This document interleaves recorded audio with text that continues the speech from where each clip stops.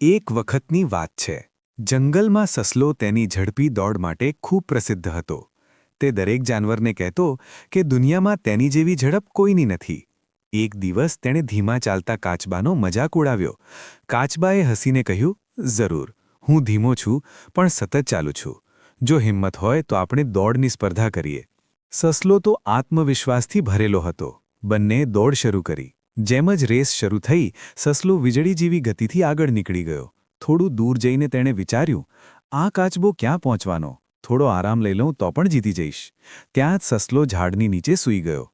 બીજી તરફ કાચબો ધીમે ધીમે પણ સતત આગળ વધતો રહ્યો. તેણે ક્યારેય થમવાનું નામ જ લીધું નહીં. સમય પસાર થયો, સસલો ઊંઘતો રહ્યો અને કાચબો શાંતિથી ફિનિશ લાઇન પાર કરી ગયો. જંગલના બધા જાનવરો ખુશ થઈ કમાલ કરનાર કાચબાને વધાવી રહ્યા. ત્યારે સસલો જાગ્યો અને દોડીને પહોંચ્યો, પણ ત્યાં સુધી બહુ મોડું થઈ ગયું હતું. આ સ્ટોરીનો પાઠ એ છે, ધીમે ચાલો કે ઝડપથી, પણ સતત પ્રયત્ન કરતા રહો. સફળતા ચોક્કસ મળે છે.